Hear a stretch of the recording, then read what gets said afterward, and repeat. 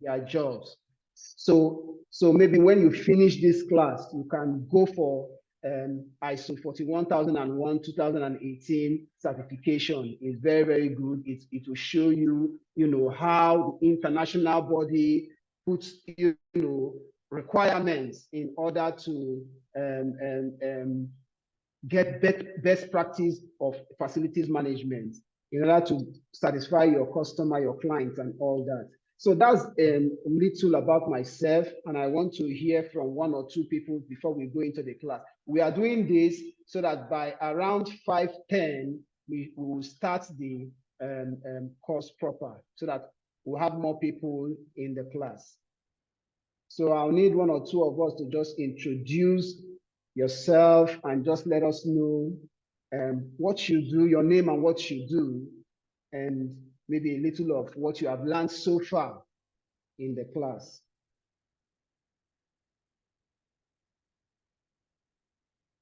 Anybody want to take up that challenge? Sorry, I didn't get the last thing you said. I didn't get it. Okay, so I'm saying that, okay, I've done a little introduction of myself, so I want to know my students. So I just want you to introduce yourself, what you do, and tell us a little of what you've learned in the class so far. So we can start with you, Abbas. Okay, sir. Good afternoon, sir. Good afternoon. Yeah, it's nice meeting you, sir. Yeah. Just like you have introduced yourself, I'm Abbas Shiu Bolaji. I studied management as my first degree. Then later, I did certification in project management professional. And thereafter, I started looking at some other ways to also equip myself.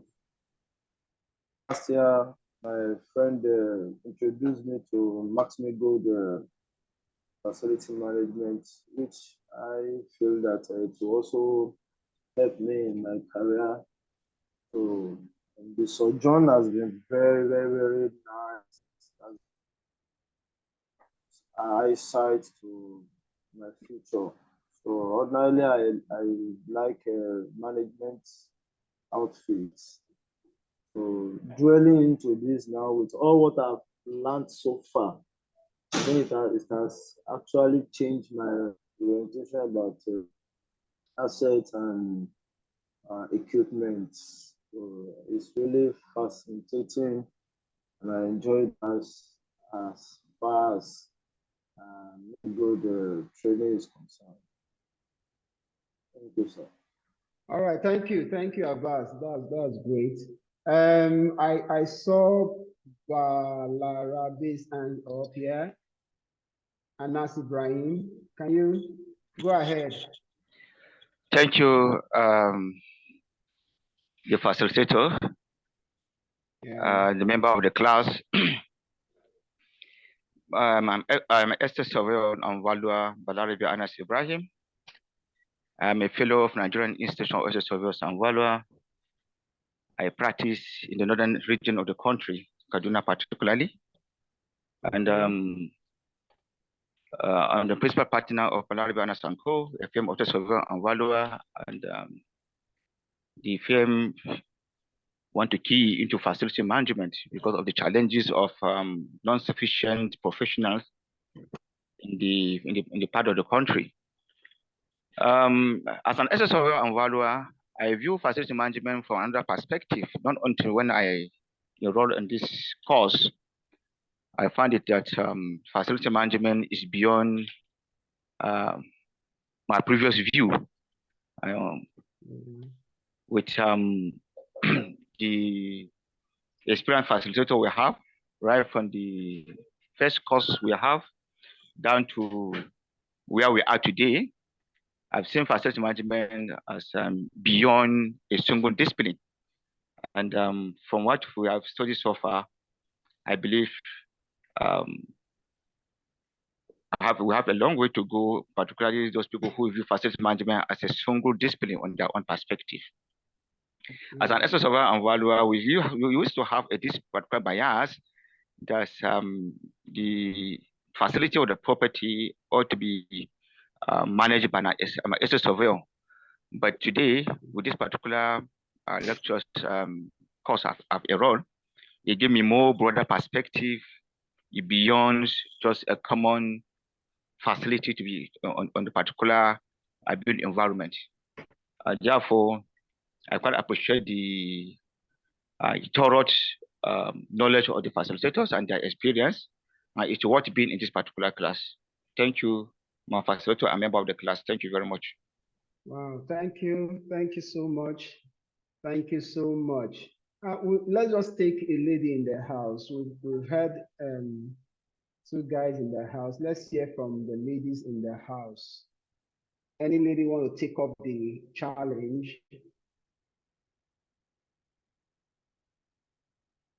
You know, it's very, very, when I see ladies in facilities management, I'm very, very encouraged, you know. And funny enough, I've met ladies that are very successful in it because, like I said, facilities management is not only going to close out jobs, it's also that communication. Sometimes you need to connect with your customer, with your client, with the occupants.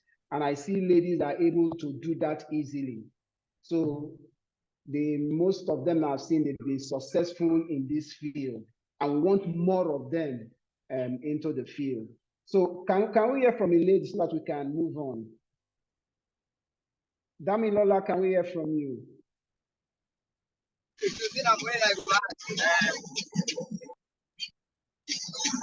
Is Damilola there?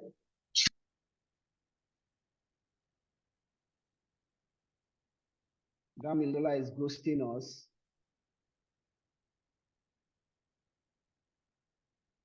And look for another lady in the house.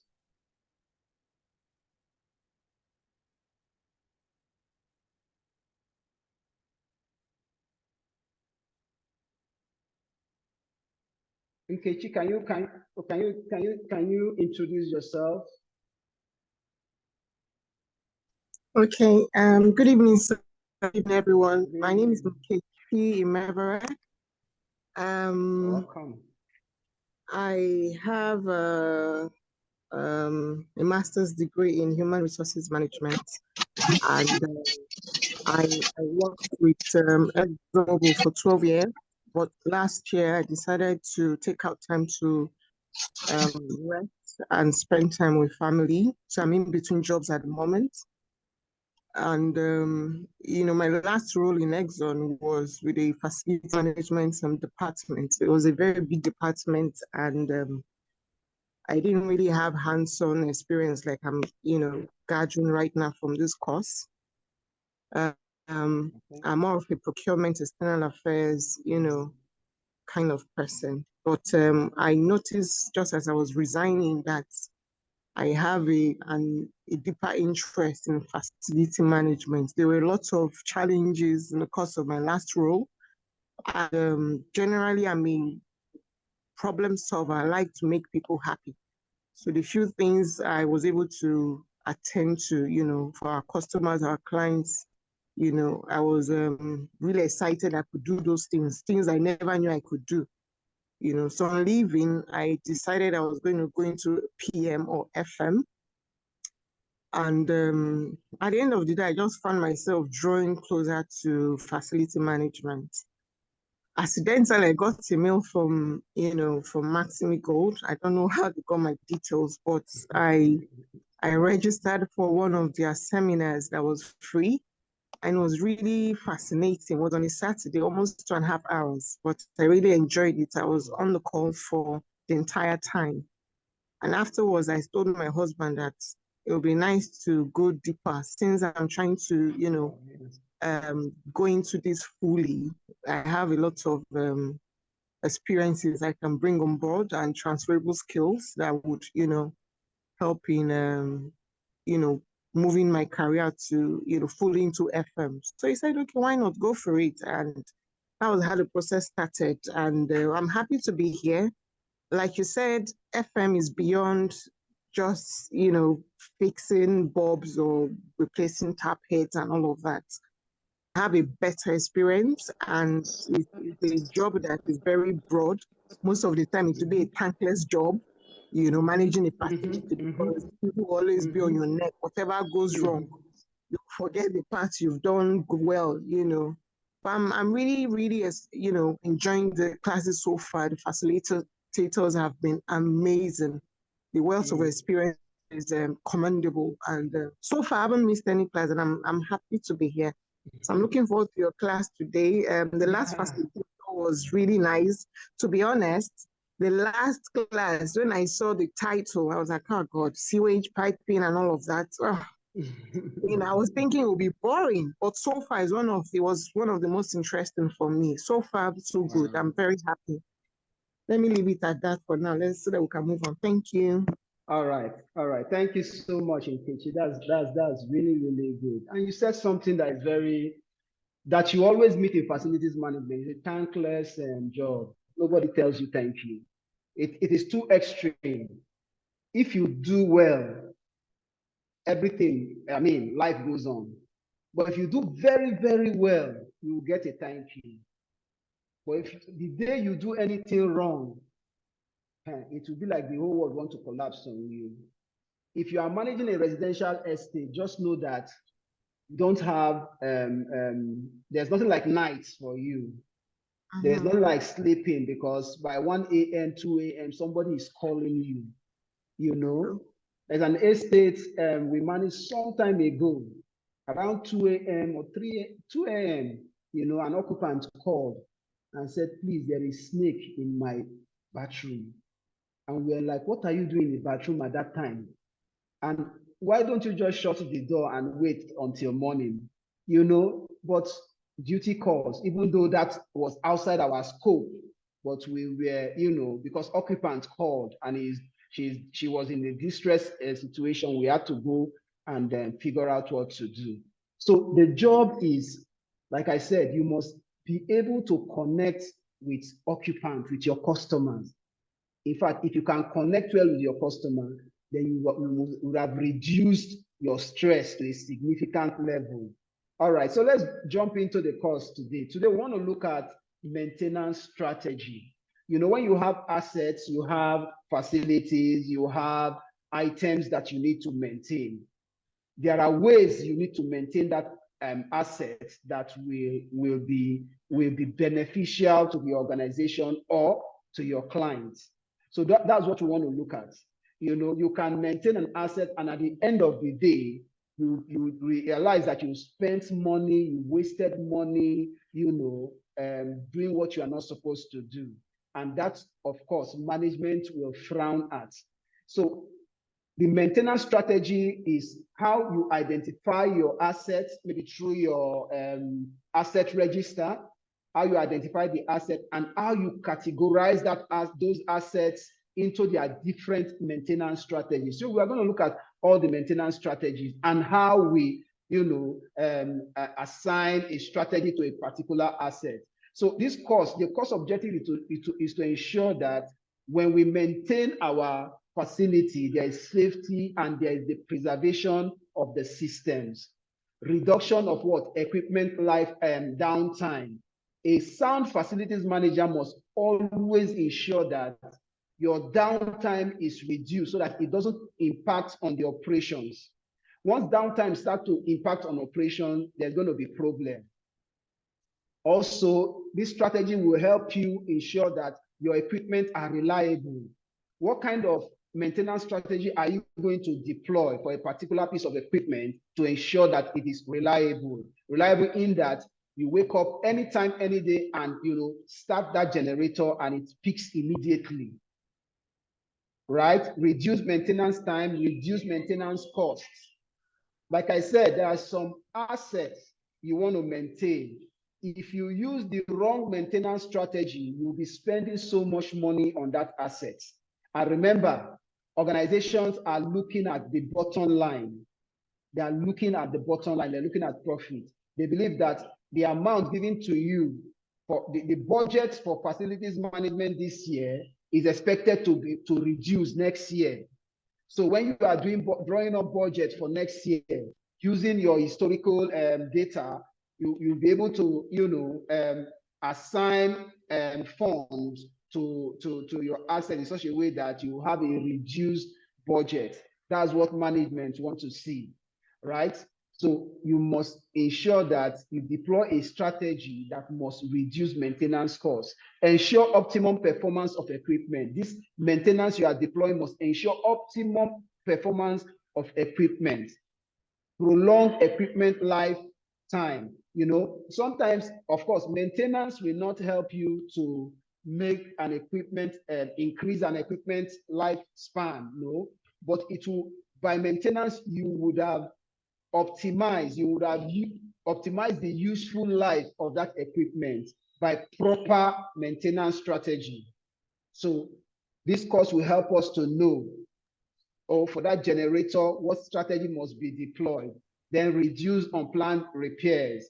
When you continue to repair a particular asset every now and then, there is a problem, then you need to, as a facility manager, be able to advise management, from the data I have collected, we have repaired this AC for about 4 or 5 times in this month, and this is what is costing us, and you think this AC should be replaced. Informed decision based on your data. So, like I said, we are going to look at maintenance strategy. The module 2 is run to failure. That is reactive maintenance strategy, a strategy that is based on you do nothing until an equipment is faulty. As in, you run to failure means just allow the equipment to be running, just allow the equipment to be put in use until it develops fault. You do nothing. That is run to failure. Then we look at preventive plant maintenance. This plant maintenance is a maintenance that is based on schedule. You schedule a particular time, like for a generator, it can be the run time, the run hour, or by monthly maintenance. Then we have the predictive maintenance. This kind of maintenance is based on data gathering. It's based on sensor. You have some equipment that it's built in such a way that you have sensor around that equipment. If there's going to be any faults, it will be triggered and you can read from the panel and then schedule a maintenance. So this kind of maintenance help the facilities manager to initiate maintenance before a failure takes place. Then we look at the reliability center maintenance. This maintenance strategy is not a strategy, but it's a framework. It's a framework that you mismatch every other strategy. What you are trying to achieve here is optimum functionality of the equipment, where for a particular equipment, you can use about 2 or 3 maintenance strategies just to ensure that you get the optimum functionality of that equipment, and also cost is being reduced. So those are the things we'll look at. We've talked a little bit about the introduction. Choosing a maintenance strategy. How do you choose a maintenance strategy for a particular asset? How do you choose a maintenance strategy? One, you must know the method you want to use for that maintenance strategy. For example, you commission a new generator. One thing you want to check is the user manual. From the user manual, there are some specific criteria that will be spelled out on that manual, what you need to do. So it will even tell you the method that you must use in maintaining that particular equipment. So the method is important. You know the method. 2, you know the goal. What do you intend to achieve in this maintenance?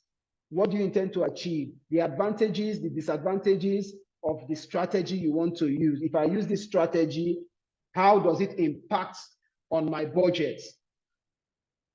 All right.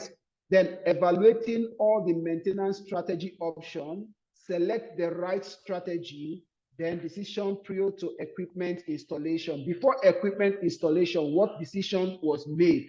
Was it that, okay, we want to use this equipment for in 6 months, and after 6 months, we will dispose of it? That kind of information will inform you on the kind of maintenance strategy you must use. For equipment that you are planning to dispose in 6 months and get a new one, it is not wise to devote so much fund in maintaining that equipment. For me, I would choose a run to failure, strategy for that equipment, knowing that within 6 months I'm replacing this equipment. So let me not put it on a planned preventive maintenance strategy that will be spending money on it every month. Let me just keep it. Whenever it goes bad, I'll call the technician, I'll call the subject matter expert to come and fix the equipment. So that's, you think through the decision, through decisions you've made through to installing the facility. It is important that there is a good understanding of how equipment fails, a good choice of the maintenance strategy. Also, you need to understand how equipment fails. If it is equipment that fails frequently, you have checked, oh, this equipment fails frequently, you can use a strategy that can address that failure. So as a facilities manager, it's not just go and pick up the equipment and say, oh, we want to maintain, come and carry out service. You are doing that.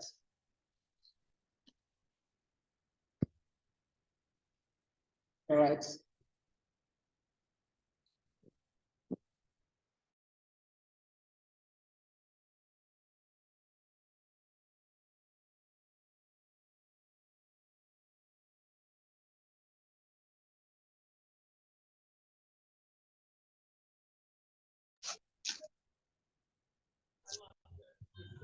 Facilitators, I can't hear you again. Strategy, as in based on schedule, then you must have men on ground that will carry out that maintenance. All right. Then organizational maintenance process. Now, sometimes you need to also understand how your organization, respond when it comes to maintenance. Do we have the fund? Is there a budget for that? Do we have a store where we have these parts? Right? If you want to do a preventive maintenance, do you have a store where you have the consumable that you can just go and access, or will you now at that point start to go to the market to buy those things? So you must understand that. Also, you must understand the technology. You have a technology that deals with your maintenance. You have a CMMS where maintenance is being scheduled automatically. You'll be prompted with email that maintenance is about to be done, and you carry out maintenance. So you look at criteria of choosing the maintenance, the type of equipment, the skill of your technician. Do you have skilled people on ground? Have they been trained? You brought in a very sophisticated equipment and you don't have trained personnel to maintain that equipment. Then you need to think of the kind of strategy to deploy. Sometimes we have some equipment that for you to carry out maintenance, you need to bring those people out from outside the country, so you need to plan all that. Quality of service, the kind of customer that you are servicing, you need to understand them. You don't wake up very early or in the morning, or maybe by 6 o'clock, where you know that the occupants are at home, and you say you want to carry out maintenance on the generator, so you need to shut down for the next 2 hours.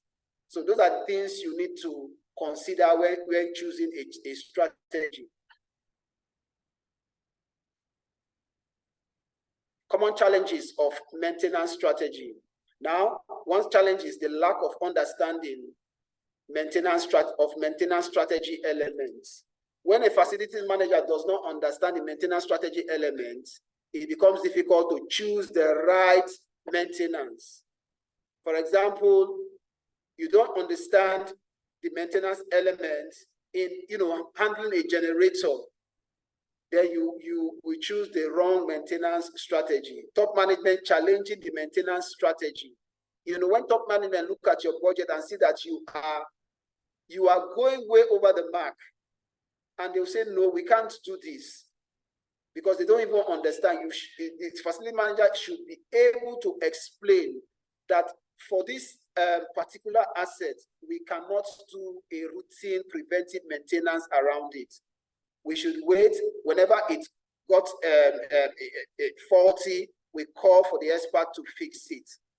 Inadequate maintenance resources. These are all challenges of maintenance strategy. Misalignment of maintenance strategy, inadequate maintenance planning. Maintenance goes hand in hand with an organization's objectives. And so there must be a clear understanding of maintenance objective to ensure proper allocation of maintenance resources. So you must understand the organization's objective. Like I said, you have a facility and the organization is telling you that at the end of the year, we are moving to our new site. Therefore, we need to reduce whatever we are doing in terms of maintenance in this site. And you as a facilities manager, you must understand that objective. If you do not understand it, you will now be allocating resources, you know, to facilities that in the mind of management, they don't want to spend money on that facility. If you do that kind of thing, you'll be at loggerhead with management. They will see that, oh, this person may not be competent in what he or she is doing. So we must understand the company's objective. We must understand where the company is going, what the client is going, where the client is going. Are we expanding? If the client is planning to expand, you need to bring up a maintenance strategy that will accommodate that expansion. If we are bringing more assets, you need to put a strategy that will accommodate the assets you're bringing in. Okay, the first strategy is the run to failure maintenance strategy. This strategy is just simple. Do nothing until there is a fault. Reactive maintenance has this maintenance strategy has the philosophy of repair equipment when it breaks down. If it does not break down, then don't fix it. It's as simple as that. Now, for example, your television in the house, it is very unwise to say you want to put a preventive maintenance around your television. You know, you want to say every 2 months, I'll get a technician to come and clean, to open up the TV, to do 1 or 2 things. That is very unwise, right? For an asset like that, it is run to failure. You just allocate resources for that asset. Whenever it goes bad, you get a technician or you take it out for repairs. In a typical facility, like a residential facility, the pump that we use in pumping water and all that is an asset that is not wise to put a preventive maintenance strategy around a pump. I see some budget of maintenance budget where people are putting, oh, we are going to carry out routine maintenance around a pumping machine. The best you can do for a pumping machine is to just put a backup so that whenever it goes bad, you pull it out, you bring it back, you replace it with a backup, you take it out for repairs. So for that kind of asset, the best strategy is the run to failure. You leave it there, let it continue to work. When it goes bad, you repair or you replace and you fix. Right? For another asset like the refrigerator or the microwave equipment, you can't put what's it called? A preventive maintenance strategy around that. You cannot do that. So you should be able to look at your assets when you are developing your asset register, categorize them according to the strategy.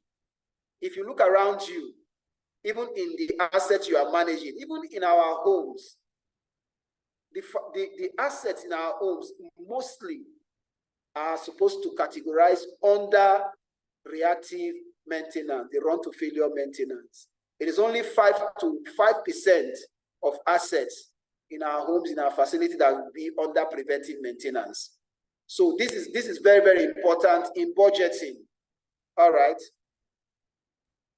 For that is action taken to repair equipment after failure, restoring equipment intended function when it fails. It can be cost effective. Yes, the run to failure maintenance can be cost effective for small assets. You know, for like asset like fan, your ceiling fan or your table fan, you know, you put it under run to failure. Whenever it goes bad, is either you throw it away or you take it out for repairs. So that kind of asset this strategy is cost effective for that kind of assets, you know, but it can be very costly when you are dealing with complex and critical equipment. You know, there are some complex and critical equipment that you cannot repair, or you cannot even put under preventive maintenance. For example, the transformer, it is a very complex equipment that it is foolishness to say you want to put a preventive maintenance around a transformer. But again, even if it is under run to failure maintenance, if that kind of equipment goes bad, you know, it is very, very cost intensive to repair. So we have the advantages and disadvantages of this maintenance strategy. But in all, in our facilities, this is maintenance strategy that you have the greater number of assets categorized under. All right. I don't know, I believe we are getting this lecture. If we have any question, we can ask at this point before we enter the next mode, which is the preventive plan maintenance. Okay, thank you, sir. I have a question. All right, somebody's talking. Please hold on. Yeah. My earpiece is not.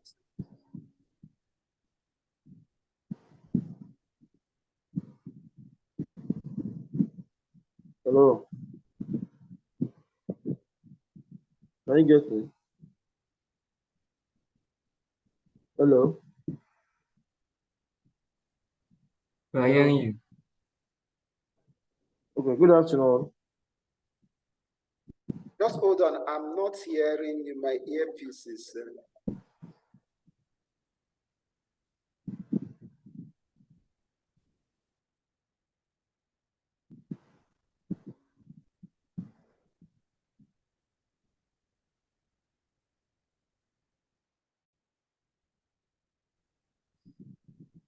All right, go ahead. Okay, well done, sir. Now, this aspect that you just finished, run to failure. Yeah. You know, most of the equipment that one buy, either from a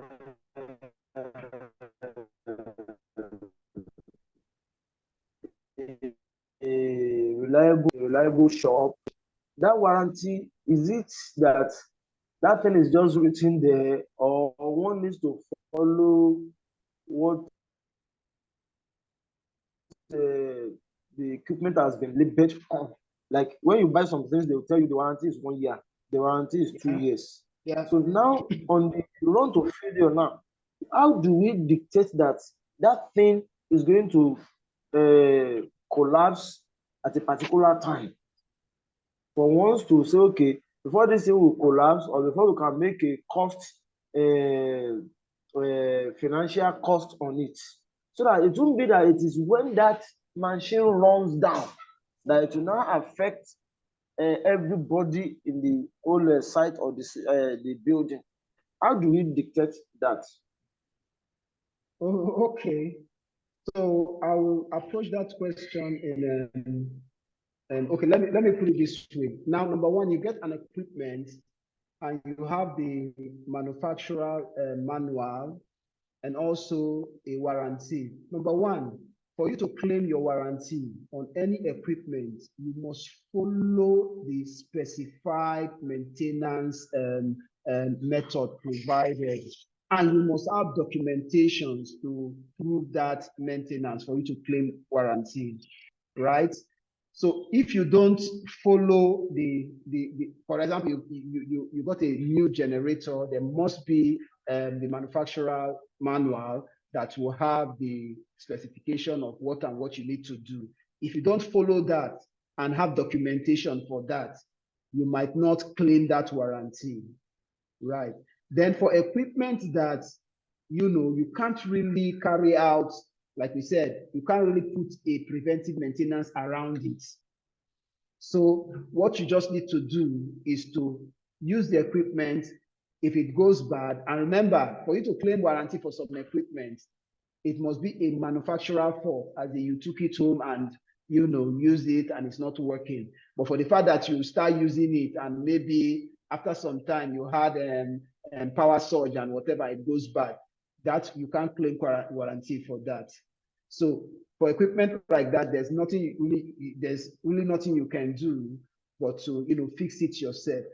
But like I said, the third maintenance strategy that we have here, which is predictive maintenance strategy, is a strategy that you put sensors and monitoring devices around an equipment, and it will be that sensor and monitoring device will generate data that you will interpret and analyze and interpret, to inform you, or you take a decision on whether to maintain an equipment or not because of the data it's giving to you. All the fault data, it will tell you that, okay, you've used this for 3 months, you need to maintain because this part isn't working well and all that. So there is what we call the predictive maintenance, but that is based on, having sensors, having devices to be checking the condition of that equipment. It helps you to check the condition of the equipment so that you can, take a decision whether to carry out a maintenance on that equipment or not. I don't know if did you get the answer? It's clear, it's very clear. All right. I saw a hand up. Yes. This is Okay. so my question is, so for an asset or equipment like a water heater that, I think the lifespan is between 8 and 12 years. Okay. And let's say before 8 years, it just abruptly stops working. It's a very delicate equipment because fixing it current can pass and it can be electrocution and all of that. So is it possible? What strategy would that come under if you want to, can it be put under run to failure, or can it be put under prevent? Yeah, it is run to failure. For me, equipment like that is run to failure. Like you said, it's equipment that can stay for a very long time without fault. So that's not the kind of equipment you want to put under preventive maintenance. Equipment you put under preventive maintenance, equipment that you have, it has known failure mode. You know how it fails, But for equipment that can stay for a very long time without any faults, there's no point going to. It's just put it under run to failure. Allocate resources. Anytime it goes bad, you take it out to repair, and if you cannot repair, you replace. Okay, thank you. All right. Yeah. Yeah. Okay. Okay. Okay, these are the advantages and the disadvantages. We have the requires minimal staff. For run to failure type of maintenance, you require very minimal staff. You have one technician at site, he will be able to take care of the dead bulb. For example, the dead bulb in the office, you can't say you want to put that under preventive maintenance, that every 2 weeks you are going around checking bulbs. It doesn't make sense. So if the bulbs, if you have dead bulb in your facilities for you to just change, and you have very minimal staff, initial low cost, yes. At first, is for small equipment, you spend little money to take care of that. Then little demand on maintenance planning. You don't do so much planning when it comes to run to failure. You don't really need to sit down, draw up a plan and schedule, allocate resources, allocate personnel, evaluate and all that. No, you just know what to do when it goes bad. The best you can do is just ensure that management allocates resources. Then the disadvantage is what? Increase in labor costs. But sometimes, you know, for that particular thing, you may not have the subject, you may not have an in-house person to deal with that issue. It might just mean that you need to bring somebody from outside the country or subject matter expert from anywhere to come and fix that particular problem, and to cost you more.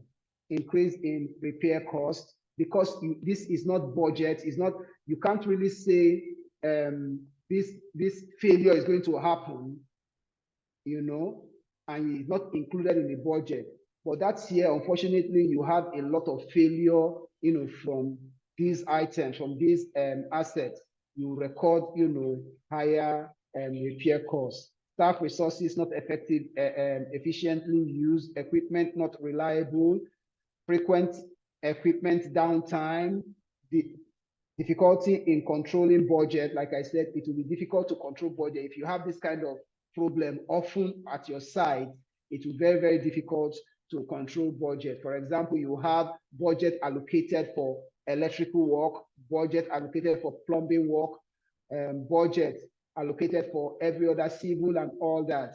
And you begin to have so many breakdown, unplanned breakdown. You become very difficult to manage your budget, especially when you have budget for your fixed cost maintenance.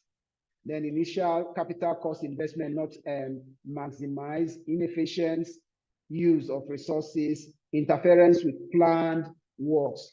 You know, when you have a plan like a preventive maintenance, which we will see, even when you have planned your work, you can still have run to failure or unplanned or reactive maintenance requests happening in between. So that way it will interfere with your planned work.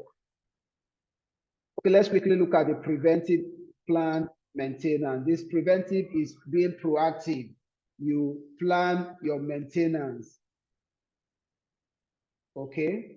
Preventive maintenance. Maintenance performed at scheduled intervals. You have intervals where you carry out maintenance. Maintenance performed irrespective of failure. So whether there is failure or not, you must carry out the maintenance. So this is a disadvantage of this kind of maintenance.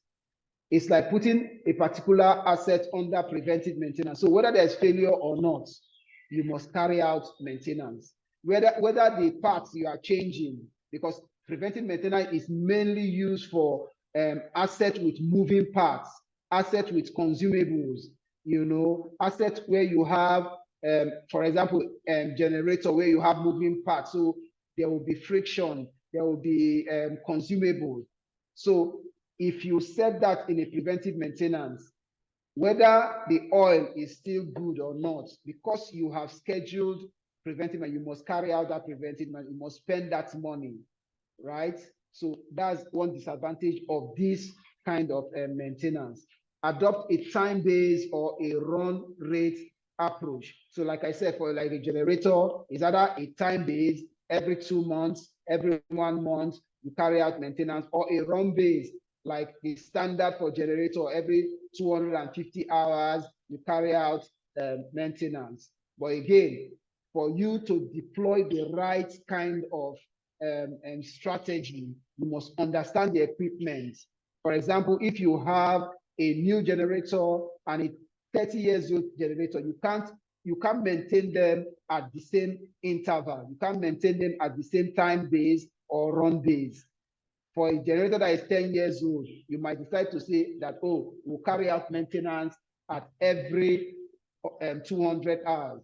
While, at every 200 hours, then for a newer generator, you can say 250 hours. So as a facility manager, you'll be able to bring this knowledge into what you are doing based on replacing equipment after long use. So this will help you use an equipment, and from the data you'll be generating from your maintenance, you'll be able to say, okay, we have used this equipment for a particular number of years, this equipment is due for replacement. So that is one area that we need to consider, that a preventive plant maintenance helps us to take a decision about a particular asset. Preventive maintenance seeks to reduce unplanned downtime and repair costs, but it may not always detect failures before it occurs. So preventive maintenance, even though it will reduce unplanned downtime and repair, very, very good at that. If you implement a sound preventive plant maintenance, you will reduce downtime, you will reduce unplanned maintenance. But you may not be able, it may not be able to detect faults before it occurs. So that is the downside of preventive maintenance. We want a situation whereby we should be able to detect faults before it occurs. I mean, it gives us an advantage in closing out our jobs. It gives us an advantage of achieving high-level SLA, but preventive maintenance cannot do that. That's where predictive maintenance comes in. It focuses on performing rescheduled maintenance. So these are the elements of preventive maintenance. Component reliability. With preventive maintenance, because you are carrying out this maintenance at interval, the components of that asset are reliable, right? Then the manufacturer specification is always good to follow manufacturer specification for every asset that you have. For the fact that you have maybe say an LG air conditioner, and you have another brand of air conditioner, you need to look at this manufacturer specification and align your maintenance strategy based on that. All right, acceptable standard, industry best practice, follow industry best practice, keeping equipment maintenance record, very important. Like I said, when you carry out a maintenance, especially preventive maintenance, you must keep that maintenance record. Number one, so that you'll be able to claim your warranty if that equipment goes bad, in between the warranty period. Number two, so that you'll be able to take decision concerning that asset. You'll be able to convince management that we've used this asset for the past 10 years. These are the issues we have. These are our record and all that. Therefore, we need to change this particular asset.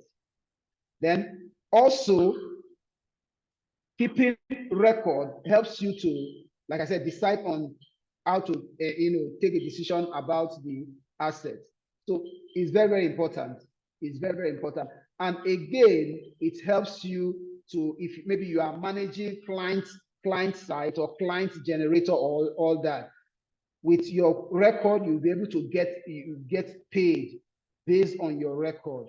Because if you are managing my site and you are telling me that you are maintaining my generator, and I am having a lot of unplanned job or unplanned breakdown of that generator, and you are bringing work order to me to sign, I want to see the record that you have actually carried out maintenance.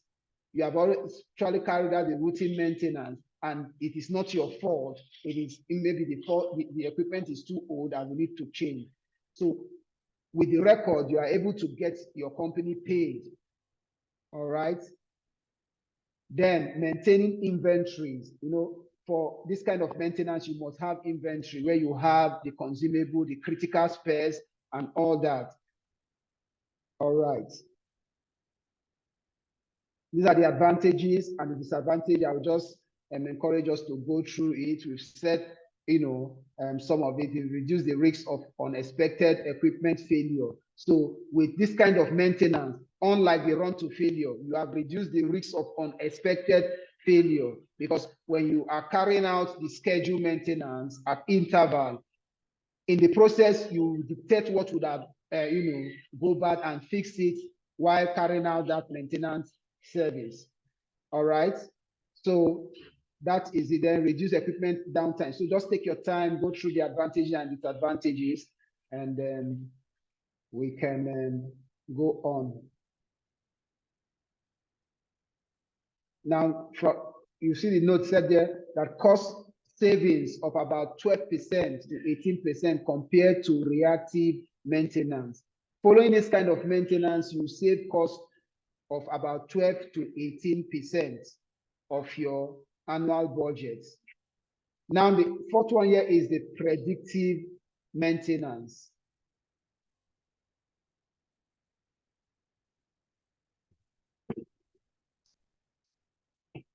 All right, at this point, I would just want us to break for the next 5 minutes. We'll come back by 6 o'clock and then to continue with the class. Thank you. The answer to the poll. Maintenance tasks are prioritized based on factors like criticality, safety implications, impact on operations. Yes, all of the above. Yes, all of the above. Safety is very important. Whatever you are doing, you want to ensure that your facility is safe for the people that are using it. Both the workers, both the visitors, all the stakeholders, all the interested parties. Yes, also impact on operations. The maintenance strategy must be applied in such a way that there is minimal impact on operations. That's why sometimes if you want to carry out fumigation, it is important you carry out fumigation when it has minimal impact on the people. That's why we use the weekends to carry out fumigation. Also, for a residential facility where you don't have weekends, you need to plan it in such a way that on a day that you feel that you know that you will have less people around. So all of the above is the answer. All right, well done. All right, we want to look at predictive maintenance. I don't know if anybody has any question about the preventive plan maintenance. We can quickly look at that before we proceed.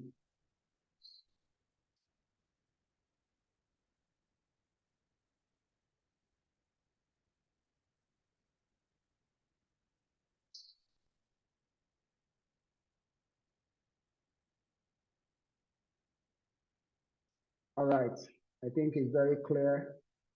We want to look at predictive maintenance.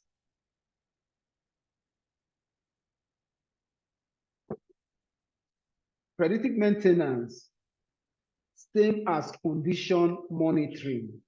Now, predictive maintenance is like when you have a very sound technician at your site.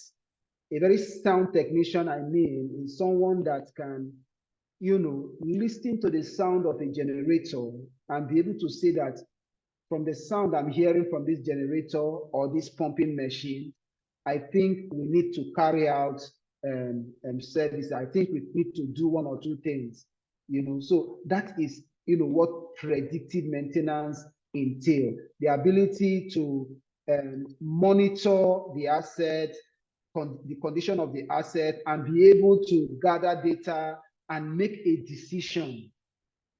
So the process of evaluating equipment condition, and it is data driven. Data driven in that you have your equipment, and that equipment you connect, you know, devices around that equipment that will generate data. And from the data you generated, you'll be able to make an informed decision suited for critical and complex equipment. We talked about critical and complex equipment, like the water heater, the complex equipment. Now, if you can have a device that you can attach to a water heater that can tell you, be able to tell you that, oh, from the data generated, you can say, oh, we can clean or do a particular work on this water heater so that it won't fail. I'm not saying that we should do that, but I'm just using that as an example So that's an example of, condition monitoring, critical and complex equipment. Then performing maintenance on the basis of predictive defects. This kind of maintenance is able to tell you that identify a fault before it occurs.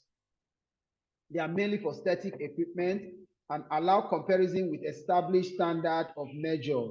Identify imminent failure prior to become critical.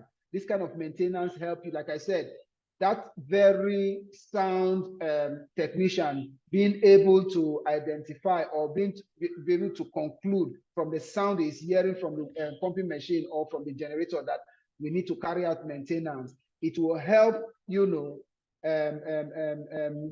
avoiding that failure before it occurs.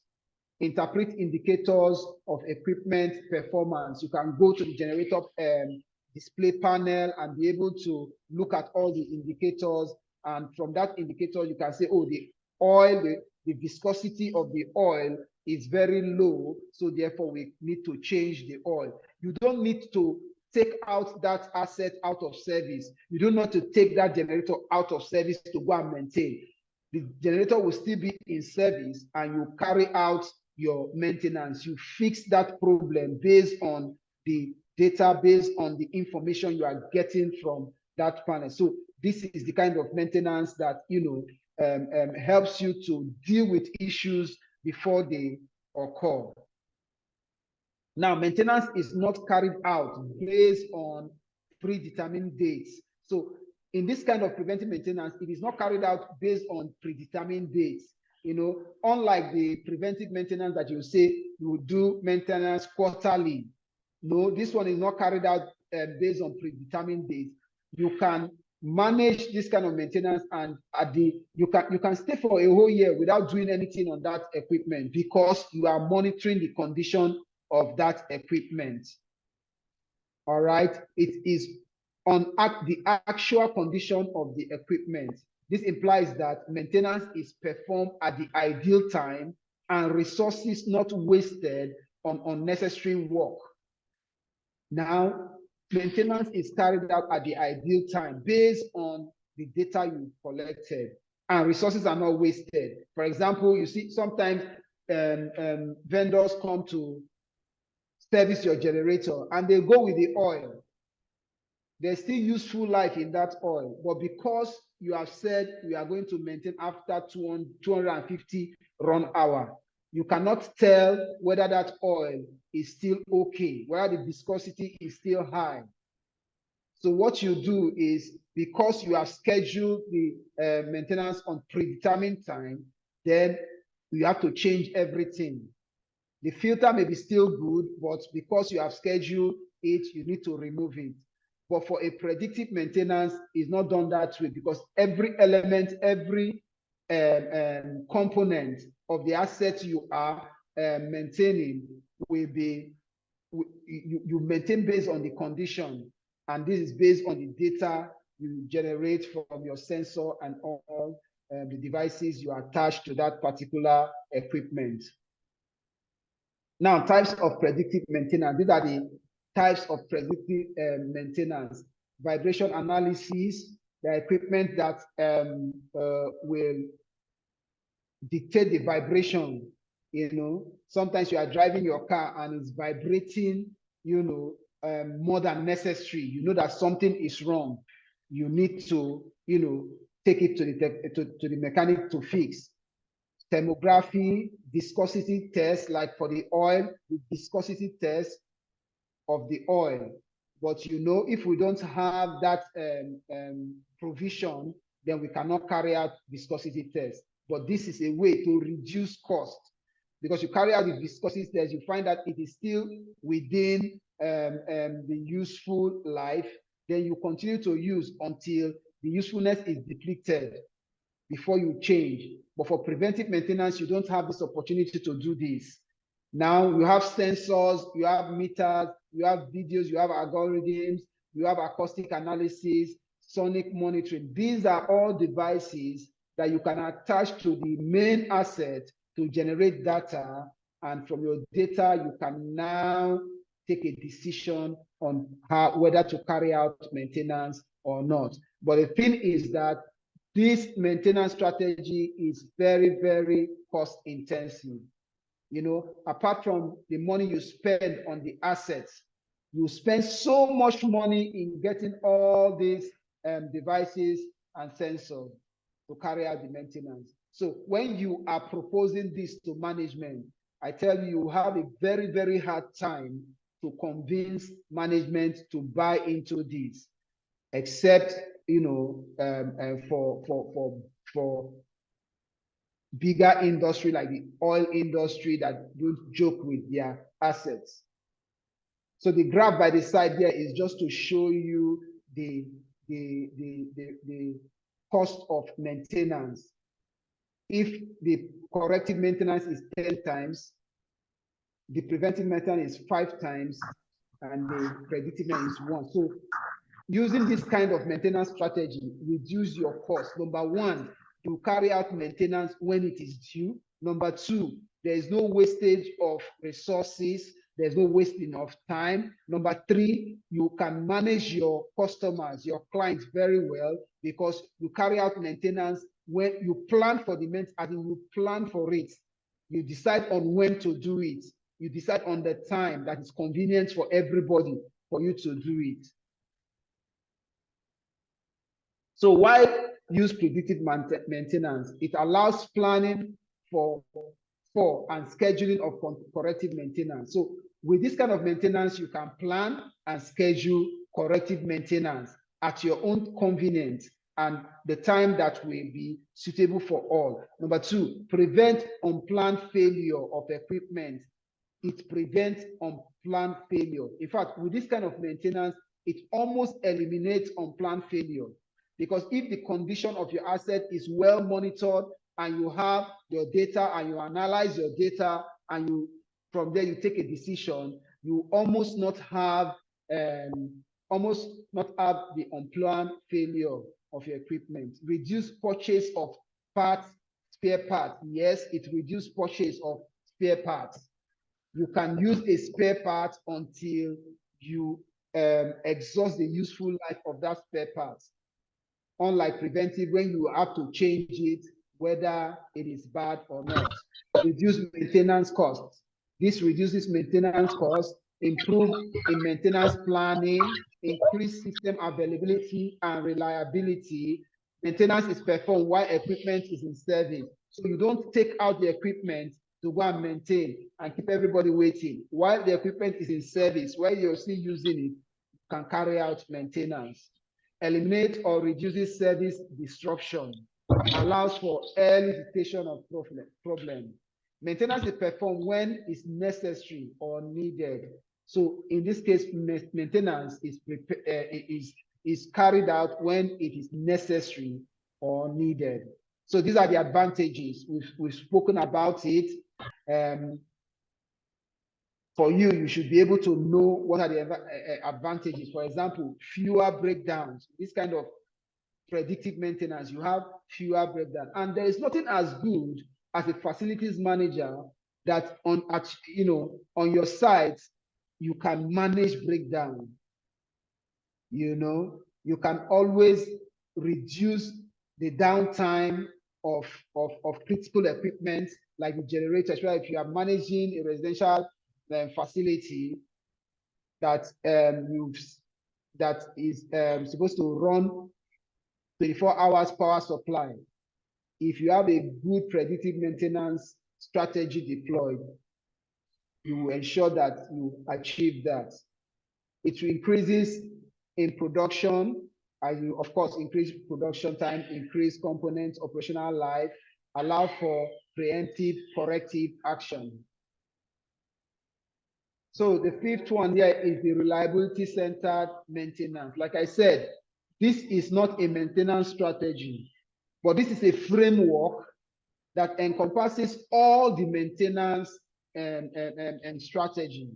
Because there are some assets that you must combine the 3 maintenance strategy if you want to achieve optimum functionality of that asset, and you also want to reduce cost of maintenance.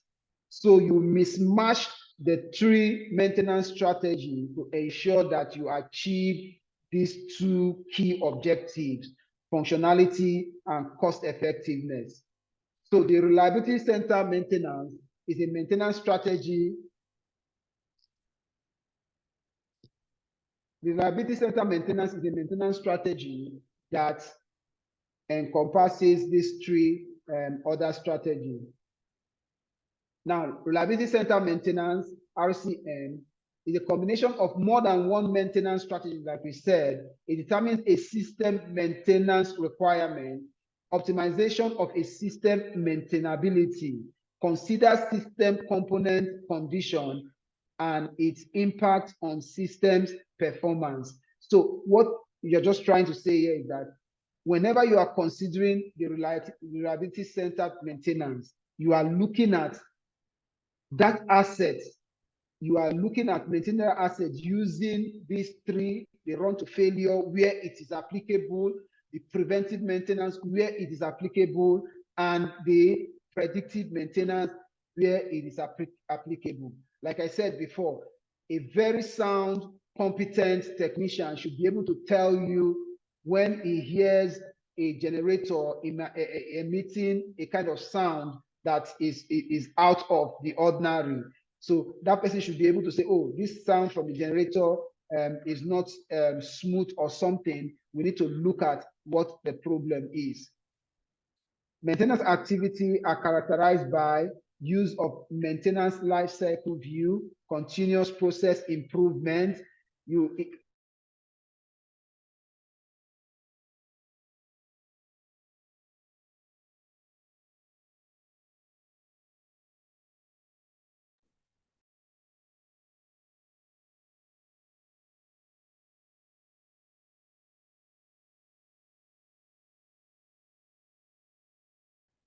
Can anybody? Yes, I can hear you. Yes. Please, I apologize for this break in transmission. The system just went off and then I needed to reconnect with another system. Can you see my screen? Yes, we can. Yes. Thank you. Sorry about that. So we are looking at the reliability center maintenance.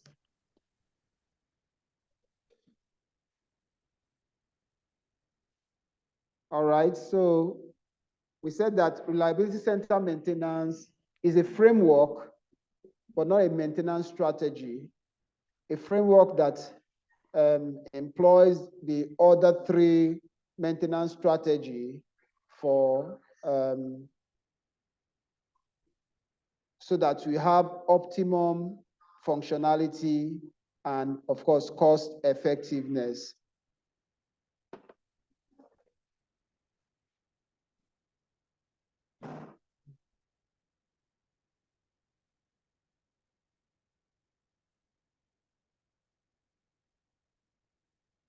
Okay, so we'll just quickly look at this table on reliability maintenance.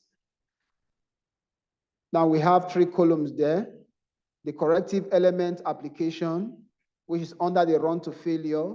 We have the preventive element application, and we have the predictive element application.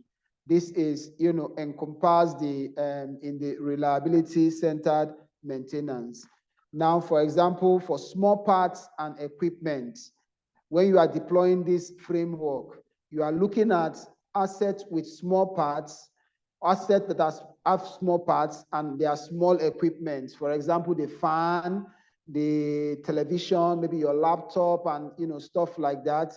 You put it under the corrective maintenance, as in you do nothing until the asset is bad. Then you have the non-critical equipment that are non-critical. Equipment that are not, for example, your swivel chair, your table, those are things that are not critical. So you don't really need to put a maintenance strategy around that. Equipment unlikely to fail. For equipment that are unlikely to fail, like we said, for example, the the water heater that you can use for years. So for equipment like that, you put it under the corrective maintenance. Then for the preventive maintenance, these are equipment that is subject to wear and tear, equipment with moving parts, equipment that are subject to wear and tear, equipment that have consumable, as in you need to change things in that equipment, equipment with known failure patterns. When an equipment has a known failure pattern, you already know that that AC will go bad after 2 weeks. You already know that every week you have to repair that AC. So you already know the failure pattern of that equipment. So for that equipment, you put it under the preventive element application. Then for predictive element application, you have equipment with random failure patterns, equipment that you cannot tell how it fails. It has a random failure pattern. If you maintain or repair today, before you know it, the next day you are repairing again. So the maintenance strategy that can be deployed for this equipment is the predictive maintenance.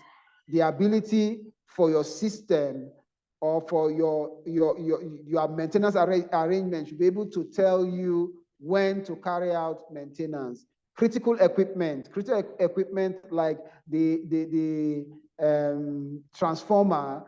These are equipment that you can use this kind of strategy. Then you have equipment not subject to wear and tear. Equipment that are static, they are not subject to wear and tear. So you put it under predictive maintenance. Then system with failure, which failure may be induced by incorrect preventive maintenance. This is very key. You know, sometimes when we carry out incorrect preventive maintenance, we end up spoiling the equipment. So for this kind of system, if we do not understand the maintenance specification, it's better to use a predictive maintenance.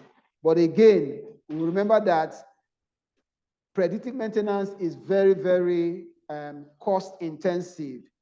So for an organization to deploy this, you will therefore need approvals. You will therefore, as a facility manager, be able to convince your management to deploy this. So, but it's always safe to stay between corrective and preventive maintenance. In fact, as far as facilities management in Nigeria is concerned, we have not gotten to the level of predictive maintenance. We don't have we don't have the manpower, we don't have the resources yet to do this. The few companies that are doing this are mainly the oil company that have their BMS and the way they deploy this thing. They have the resources, they have the subject matter expert and all that. So that's that for the reliability centered maintenance. I don't know if anybody has any question. We can just take a few questions before we close for today.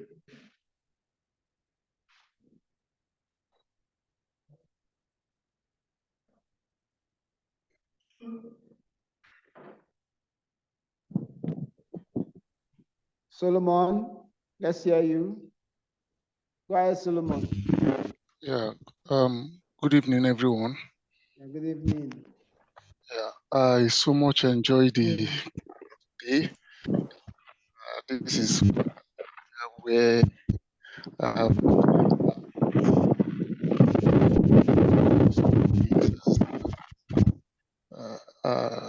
a Greek engineering student. Now, looking at the reliability centered maintenance, and I want us to look at the generator as a case study. Now, if we say reliability centered maintenance focuses on all the maintenance strategies put together to take care of an equipment. So now For instance, a generator.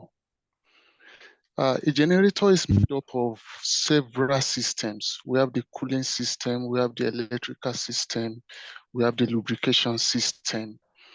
I think it will be good for us to know what preventive strategy to allocate to each of these systems.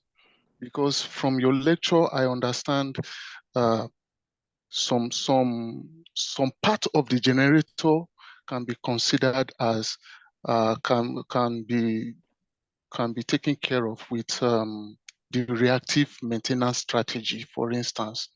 While some part of it, some of the systems of the generator can will really depend on the preventive planned kind of maintenance to really optimize its use and enjoy that generator. I wonder if we can look at a generator, though I don't know, maybe some other courses will address this. If we can look at a generator and say, okay, for the cooling system, this is the maintenance strategy that is best for it. Or maybe for the lubrication system. For instance, the lubrication, for lubrication, we have the hour read meter that reads the hour of run of the generator. And we can say that, okay, maybe a generator engine oil should be changed after maybe like 5,000, not 5,000 hours now. Let's say 2,000 hours of run. While it's a run to failure kind of thing, leakage, or there's no blockage, continues to run. So I don't know, maybe we can look at this area, or maybe you can throw more light that will give us better understanding as facility managers, so that we'll know how to really maintain a particular equipment like a generator, which I believe is a critical part of our work. Do you understand me? Yeah, I understand your question. All right, so what we are trying to explain in the reliability center maintenance is that you deploy these three, is a mismatch of your assets. You use these three type of the run to failure, the preventive maintenance, the predictive maintenance. So for a particular asset, you look at that asset, you can decide that at this point, for this particular asset, we'll do a run to failure. As in, for example, maybe the host in the generator, there are some part of that generator that you cannot just go and change until they are bad before you change them, right? There are parts of the generator that, for example, the filter, you need to change it often. But if you have a predictive strategy where you have sensor or anything that can tell you the condition of that filter, then you'll be able to change it as that when that filter is no longer as exhausted its useful life. The same thing with the oil. If you have a system on that generator that is able to predict the viscosity of that oil, then you can change it, right? Now, for a modern generator, I know that it has panel where you can pick these readings. But at the end of the day, you still have to put that generator under preventive maintenance, because there are certain things that you need to do that the sensor or the panel will not pick. But you can only do that when you do your routine servicing of that generator. So it is for you as a facility manager to know if you have that facility, especially the sensor, the predictive elements that will be able to read and give you data for you to make that decision.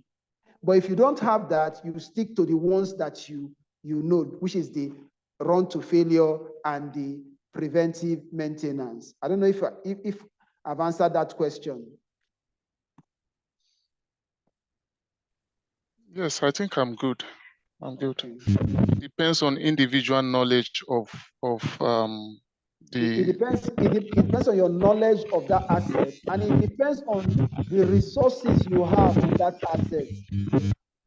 You know, like I said, predictive maintenance would have been the best. It would have been the best for everybody, but we don't have that resources. All right, thank you. Baraka, why am I having this feedback? Is it from me? All right, any question? Yeah. All right. Good evening, everyone. Thanks a lot for your lecture. Quickly, I want to ask, what if you are in a situation whereby a couple of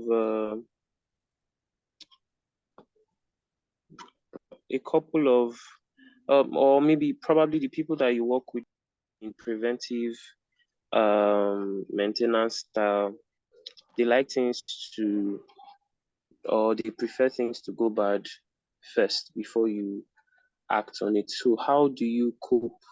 Because I've been in situations whereby I submit invoices, I tell them the situation of the particular unit, and the time duration for it to go bad and all that, but they still ignore all the promptings I've given to them, and they just wait for it to go bad before they act.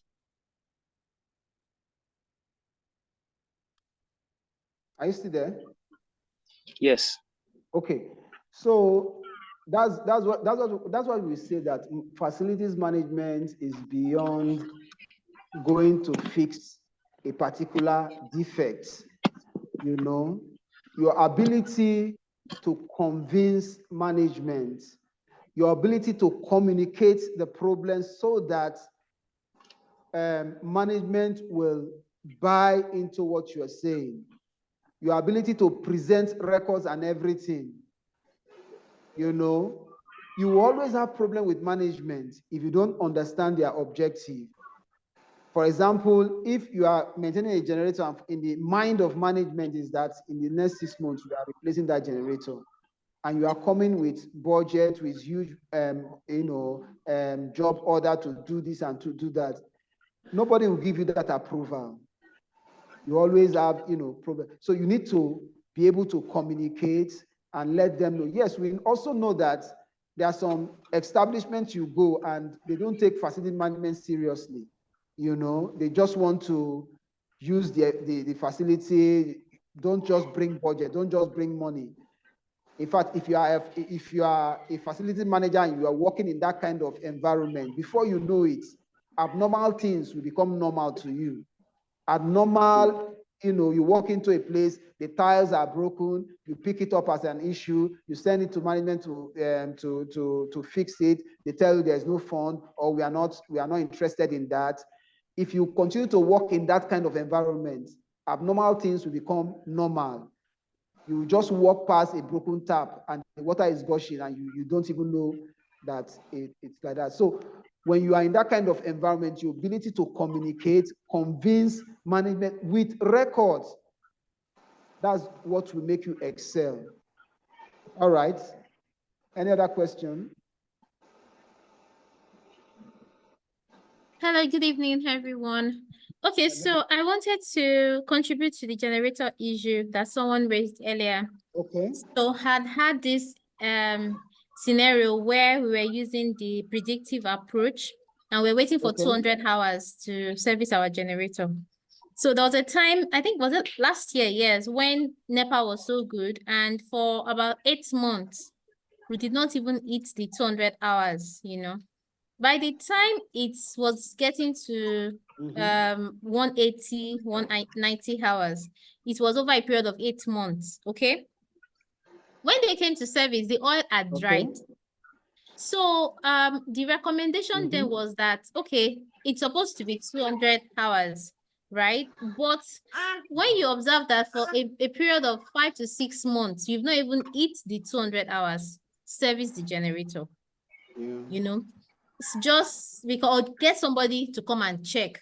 Let a technician come and check and just give an opinion on, okay, should we go ahead and, sorry about the baby noise background, should we go ahead and change the oil or not? But don't just leave it like it has no, it's 200 hours, 8 months, you've not serviced it at all, something that you don't anticipate could happen. So in such scenarios, I would based on personal experience, I would recommend after maybe 100, 150 hours, call your technicians to come and make a recommendation or just service it, you know, just switch over to the preventive approach. Yes. Thank you. Yes.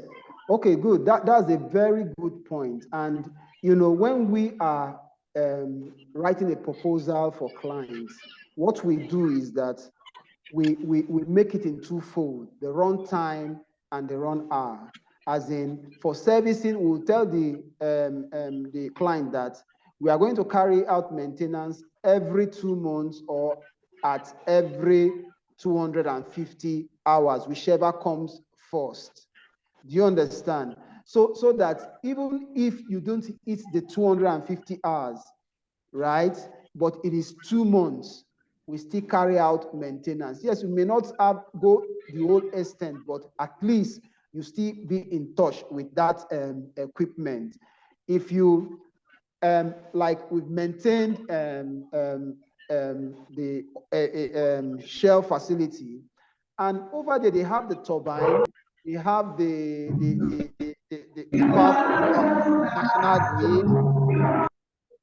power from the national grid, and they also have generator. So in that facility, you have power 24 hours, you know, like constantly, you know.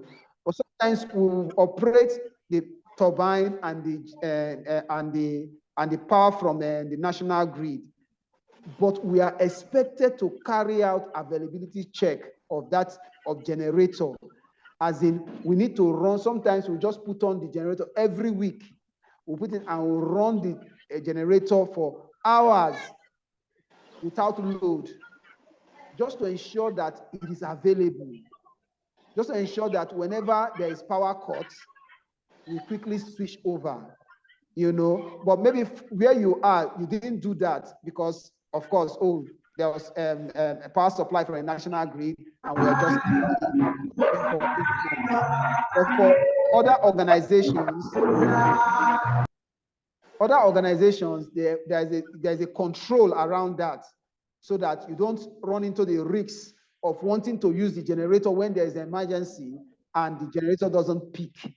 So for as a facilities manager, we encourage you that you develop your schedule with run time and run hours, as in, if I say you carry out maintenance every 2 months or every 250 hours, whichever comes first, so that you won't find yourself in this situation. All right. So in summary, we have looked at, okay, somebody's 3 raised hands. All right. Let me go ahead with your question.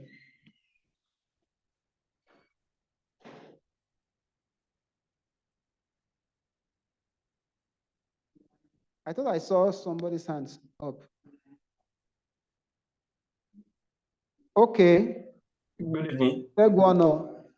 Silas. Good evening. Good evening. I've asked my question already. Okay. Solomon. We've asked before. Okay, you've asked, and then Kamal. All yes. right. Good evening. All right. Thank you. So good evening.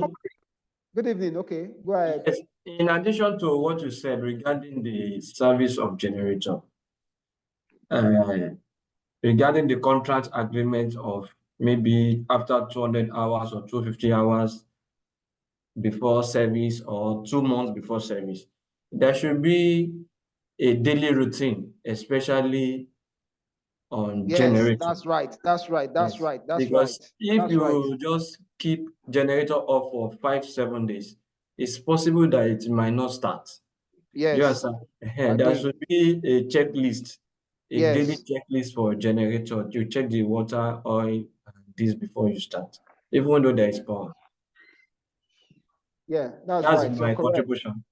Yeah, that's right. That's right. So you see, in this facilities management, you need to be creative. You need to, bring initiative to make your work seamless. All right. So in summary, I want to say that we've looked at the run to failure, the preventive, and the predictive. The run to failure is like somebody that you are working and you want to work yourself. You wait until you fall sick or you have malaria before you go to the hospital. That is run to failure. You don't check yourself. You just say, you just continue to work, continue to, until you fall sick. And when you get the malaria, you now go to the hospital and be treated. The preventive maintenance is like somebody that every month you decide to take anti-malaria tablet every month, whether you have malaria or not.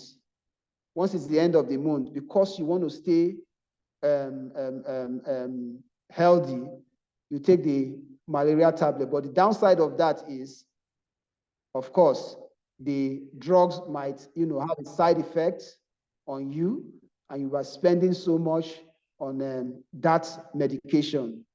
Then the predictive maintenance, which is apparently the best, is when you, after working for some time, you go to the hospital and, carry out malaria tests, typhoid tests, and the doctor will tell you that, oh, you don't have malaria, you continue to work. After sometimes you go again for tests, you will always check your condition. And maybe after 3 months, the doctor will tell you, okay, you have 1+ or something, and you decide to take malaria tablet. You see that you've been able to ensure that you don't fall down sick before you take your medication. So that is just a simple way of, wrapping up this strategy, the run to failure, the preventive, and the predictive maintenance. I believe, we'll stop here. On Friday, we'll look at the maintenance record and maintenance planning and record. And our next class after that will be quality management system. So I believe that we've been able to get 1 or 2 things from this class. So let's go through the reading material and do the assessment. And then, with this knowledge you've gotten here, just begin to apply it if you're already in facilities management. Thank you so much. Looking forward to meet with you on Friday. Well done. God's grace. Thank you. Thank you. Yeah. Thank you very much. Good night, everyone. Thank you, sir. Good night, everyone. Thank you. Good night, Thank you, sir. Good night, Thank sir. you, sir. Good night. Good night, everyone. Good night. Thank you, Mr. Bank. Thank you so much. Thank you. Thank you. Good night, everyone. Yeah. Thank you, sir. Thank you, sir. Thank you. Good night, Thank you, sir. everyone. Yeah, good night.